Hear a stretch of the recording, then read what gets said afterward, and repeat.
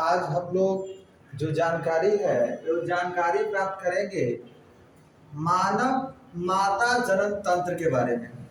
मानव माता जनन तंत्र के बारे में, फीमेल रिप्रोडक्शन सिस्टम के बारे में।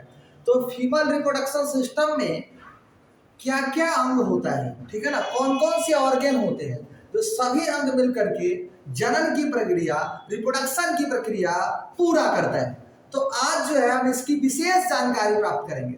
तो सबसे पहले हम इस स्ट्रक्चरों को बारीकी से देखेंगे और कौन कौन अंग कहाँ कहाँ पाया जाता है, इसकी संख्या कितना होता है, इससे संबंधित जानकारी प्राप्त करेंगे। हम लोग को पता है कि मनुष्य में जो लैंगिक प्रजनन की क्रिया होती है, इसमें नर अलग होता है, मादा अलग होता है। और हम लोग यहाँ जानकारी प्राप्त करेंगे मानव मादा में जनन अंग की जो संख्या होती है वो संख्या 2 होता है।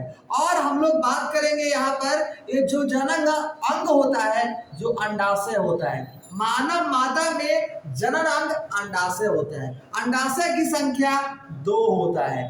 अंडाशय की जो लंबाई होती है वो होता है 7.5 सेंटीमीटर, ठीक है ना। हम लोग बात करेंगे इसकी जो चौड़ाई होता है वो होता है 5 सेंटीमीटर। इसकी मोटाई जो होता है 3.5 अर्थात 3.5 सेंटीमीटर होता है, ठीक है ना।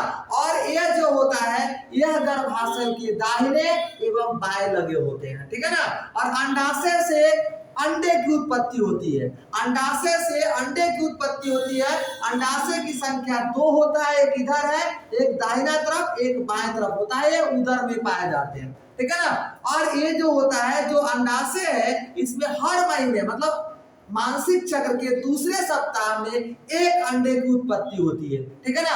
और दूसरे सप्ताह में फिर हम लोग बात करेंगे दूसरे मानसिक चक्र में दूसरे अंडाशय से एक अंडे की उत्पत्ति होती है।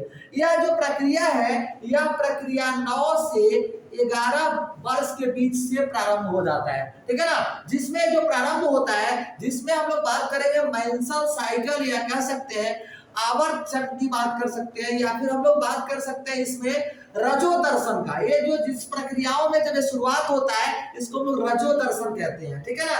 इस रजो दर्शन में अंडे की उत्पत्ति होना इस समय से 9 से 11 वर्ष से प्रारंभ हो जाता है और इसकी जो समाप्ति है 40 से लेकर के 45 वर्ष के बीच तक खत्म हो जाता है। जब खत्म होता है तो इसको हम लोग रजो दर्शन कहते हैं। क्या कहते हैं? रजो दर्शन कहते हैं। यहाँ हम लोग बात करेंगे अंडाशय की हम बात करते हैं अंडवाहिनी। तो अंडवाहिनी जो होता है ये जो होती है इसकी संख्या भी 2 होता है। अंडवाहिनी की संख्या भी 2 होता है। इसकी लंबाई जो है लगभग 12 सेंटीमीटर लंबा होता है, ठीक है ना। और यह नलिकार संरचना वाले होते हैं जिसमें झालर लगा होता है, जिसको हम लोग फिब्रो भी कहते हैं, जिसको हम लोग झालर कहते हैं। इसमें नख युक्त रचनाएं होती है जिसको हम लोग तुम्बिका कहते हैं। उसको हम लोग तुम्बिका भी कहेंगे या एम्पुला कहते हैं। क्या कहते हैं? एम्पुला कहेंगे या तुम्बिका कहेंगे। दूसरी हम लोग आगे बढ़ते हैं। ये जो है ये ऊपर का जो हिस्सा है ये हिस्सा अंडवाहिनी का ही होता है। नीचे हम लोग बात करेंगे तो नीचे जो स्ट्रक्चर दिखाई दे रहा है इसको हम लोग गर्भाशय कहते हैं। गर्भाशय की संख्या 1 होता है। इसको गर्भाशय भी कहेंगे, इसको हम लोग यूटेरस भी कहते हैं, इसको हम लोग बच्चेदानी भी कहते हैं। उसके बाद हम लोग बात करेंगे योनि। उसके नीचे जो एक खाली हिस्सा है ये सब योनि का होता है, जहां पर ये स्पर्म होता है जन्म के समय यहाँ गति करता है, गति करके निषेचन प्रक्रियाओं के लिए अक्सर ऐसा काम करता है।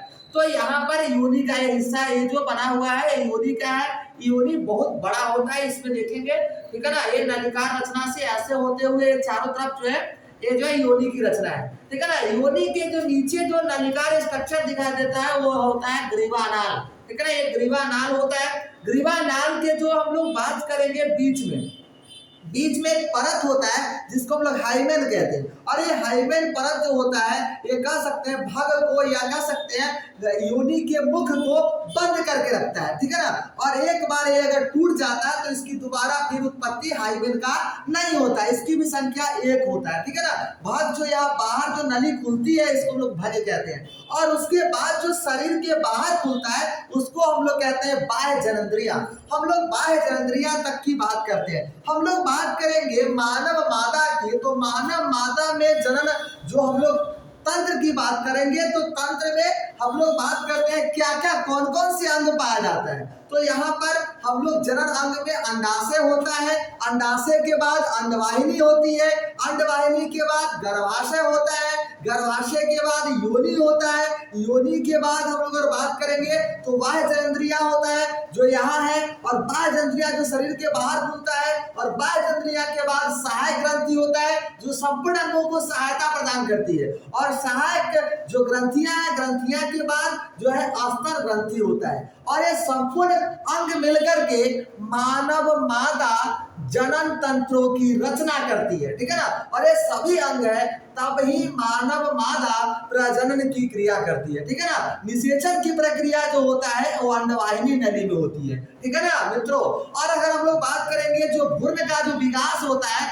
वो विकास जो है वो गर्भाशय में होता है, बछड़ानी में होता है, यूट्रस में होता है, ठीक है ना। इसमें एक्टोडर्म, इंडोडर्म, मेसोडर्म पाए जाते हैं, ठीक है ना। तो इस तरह से मानव मादा का जनन तंत्र को हम लोग याद भी कर सकते हैं। कैसे याद करेंगे?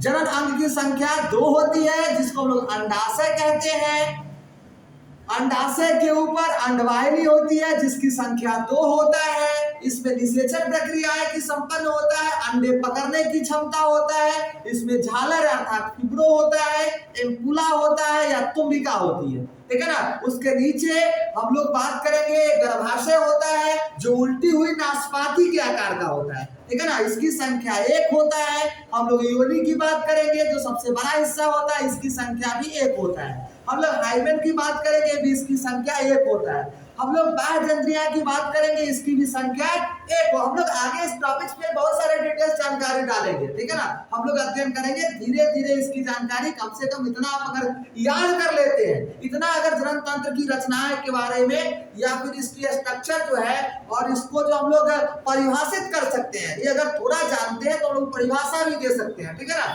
तो इस तरह से इसकी जानकारी हम लोग हासिल करेंगे, ठीक है ना।